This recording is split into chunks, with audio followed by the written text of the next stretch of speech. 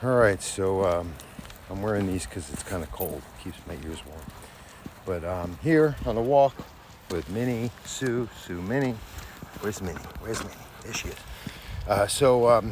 Just an update. Fires, I think, are out or mostly contained. I haven't been affected by them too bad. It was just my power was off for like 5.5 days. It's just fucked up because everything here is just very out of whack, more than it already is. And just like even I was like looking, well, maybe one day I could buy a small house here and it'd be cool to have it like in Topanga in the hills. And it's like, even where I live, where it's not right, it's like right before the hills. I'm nervous. Like I'm always afraid now leaving my dogs, like when I travel, like I get stuck in traffic and there's a fire. I don't know. So that's that. But as far as like the actual not about me stuff, there's a lot. I mean, everyone sees it on the news. It's pretty bad. It's you don't go down, but what? Again, not about me, but that's a stretch that I literally the night before had a client there who I assume lost their house. That's why I would go. I've done videos on my YouTube and on social media like of that stretch. The Reel Inn, me and my brother, that was our place. We would go, that fish restaurant. We would like when I wasn't living here and I would come visit him, that was always like we've been there so many times together. We spent my birthday, I've been there many birthdays, memories, lots. So that's pretty sad. And again, these places are for like anyone who's lived in Los Angeles. It's still, even those places, a tough place to live. There's still some pretty neat, unique things that people have memories with. And I couldn't imagine losing my house filled with everything. I mean, it's just hard to fathom. And again, I guess you realize what's most important, but who the hell wants to lose all their stuff and go through all the hassle of replacing and having to, there's just things they just couldn't gather, I'm sure, when they were trying to get themselves, out of there. It looked so bad, just can't imagine. Anyway, so that's that. Me, I'm busy, a lot of clients, a lot of dogs being trained in the new year. I'm just going to pass somebody here shortly, so I'm going to be quiet in about a minute or two in case I get weird. Also, I want to just make sure it's safe because you never know who's approaching. He looks like a safe person. Looks like a young kid. But anyway, yeah, so that's where we're at. Sue's trained to just keep an eye out for when we see new people, things like that. It's always funny when people see the Rottweiler. They hope he's friendly. He is friendly. He's the nicest guy in the world. I want people to say hi. And he was a good helper. I had him on a client session. I have a client with 3 large dogs, and a couple of them aren't getting along. And so we worked on that structure. She had some pet sitters, the dog walkers who came to help the session, which was really, really great because they're going to be taking care of the dogs too.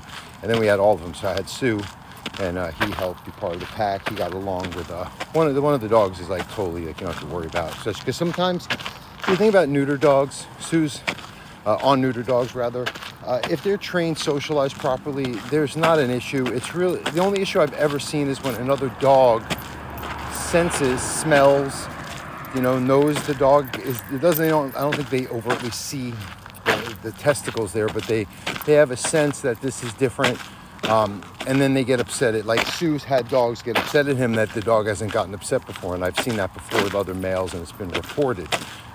Have you seen that before, like as a dog trainer, or an owner, I guess? But like owners, unfortunately, and I hate to be that guy, but sometimes owners will speak confidently because they've had dogs their whole life. That's how many dogs we'll see in like half a week as an experienced trainer. So just someone with a little more of like kind of a cross section to get a better unbiased opinion. But even anyway, chime in. But nonetheless, that's where we're at. It's cold out now. Air quality, knock on wood, it's been pretty clear other than those couple days in the time I had to like drive through the Inferno. I have some videos of that too, like where it was like on all sides and it was like smoke everywhere. It was terrible. That was really rough one, scary. But yeah, so that's that, just working hard.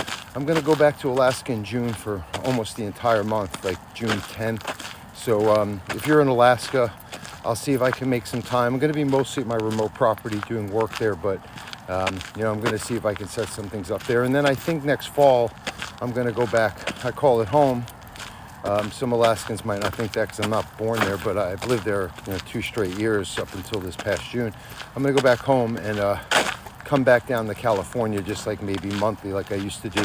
I just want to have a house to live in. I want to have a, Minnie wants to sniff. All right, let's go. And I just kind of just, very expensive to live here. And there's just such a lifestyle. I've seen videos where I complain. It's just too much for me. I get overloaded. And I love my clients. I love the dogs. But there's only so much I can handle. I just don't feel safe. The fires were like the kind of the final straw for me to say, I think if I'm going to look to buy a house soon, it's going to be in another place. So that's that. I mean, I'm sure a lot of people share the sentiments, and if you don't, I'm sorry. Anyone who gets offended, by the way, at anything they hear, and they're a client, like not a client, usually it's someone who's a client, they've heard me talk enough to say, all right, this guy just says what it is. That's like, and it's not always the way people want to hear in terms of dogs and what they have to do about it. And he's pretty demanding about it, My clients usually appreciate me. That's why, I'll talk to people at length when they call me. It's just kind of a way to kind of get them to get a feel for what I am, explain so they know what they're paying for, so they're not just like throwing their money blindly at some guy on the other end of the phone. And again, it just gets people to kind of see if they're willing to. I explain, we got to make the changes. I said, it's really training the owners, even though I wish, but dogs listen differently to different people. And I created a system, the calm system, to condition your dog to be able to respond to you in a way that maybe the trainer or other members of the family of the dog does respond to, by implementing training and conditioning these calmer responses at times where they're just, I've explained all this, so blah, blah, blah. But anyway, I just wanted to just do a little stream of consciousness here. I don't want to go too far out. And and also another thing, I'm doing it now, but when I used to call it the weeds, going out in the weeds, like Donald Trump says, I think it's called the weave. I think it calls like where you weave back in and like, so maybe that is more under control, because I have ADHD stuff and I'll just kind of think a thought, like, oh yeah, that's related to it.